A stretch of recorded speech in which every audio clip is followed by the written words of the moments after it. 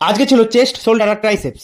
তো আমি চেস্টের জন্য ফার্স্টেই ফ্ল্যাট বেঞ্চ প্রেস মেনে নিলাম, আর তারপরেই চলে গেলাম আমি ইনক্লাইন ডাম্বেল প্রেসে। প্রায় এক সপ্তাহ একটু কাজের চাপের জন্য গ্যাপ গেছে, তাই জন্য আজকে একটু হালকা হালকা ওয়েট দিয়েই মারছি, বেশি ওয়েট নিইনি।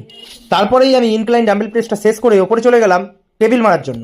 আর টেবিলে আমি 3টে সেট মেরে নিয়েছিলাম, আপার, মিডিল আর লোয়ার। তো এরপর আমি চেস্ট ওয়ার্কআউট শেষ করেই চলে গেলাম শোল্ডারের জন্য, আর শোল্ডারের জন্যই ফার্স্টে মেরেছিলাম মিলিটারি প্রেস। তারপর মিলিটারি প্রেসটা শেষ করে চলে গেলাম ডাম্বেল প্রেস মার। আর আজকে আমি ওইটা একটু কম কম নিয়েই মারছিলাম, কারণ এক সপ্তাহ একটু গ্যাপ হয়ে গেছিল। আর এরপর আমি ট্র্যাপসের জন্য মেরে নিলাম এক সেট আপরাইট রো। তারপর আপরাইট রোটা শেষ করে আমরা চলে গেলাম সাইড ল্যাটেরাল রাইজ মারতে। আর সাইড ল্যাটেরাল রাইজটা আজকে একটু আমি হেভি ওয়েট নিয়েই মারছিলাম।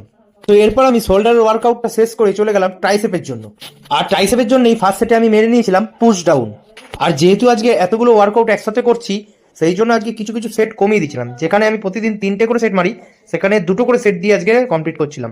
তো এরপর আমি চলে গেলাম ট্রাইসেপের জন্য লাইন বারবেল এক্সটেনশন মারতে। আর এই ট্রাইসেপের জন্য এই ওয়ার্কআউটটা মারাত্মক লেভেলের উপকারী। এটাতে মানে ট্রাইসেপ প্রচন্ড পাম খায়, আর সেটা তোমরা ভিডিওতে দেখে নিশ্চয়ই বুঝতেই পারছো। তো এরপর আমরা এটা শেষ করে চলে গেলাম ট্রাইসেপের আজকে লাস্ট এক্সারসাইজ করতে, কিক ব্যাক। তো আজকের ভিডিওটা এতটাই, আর এরপরে নেক্সট ভিডিওতে আবার দেখা হচ্ছে।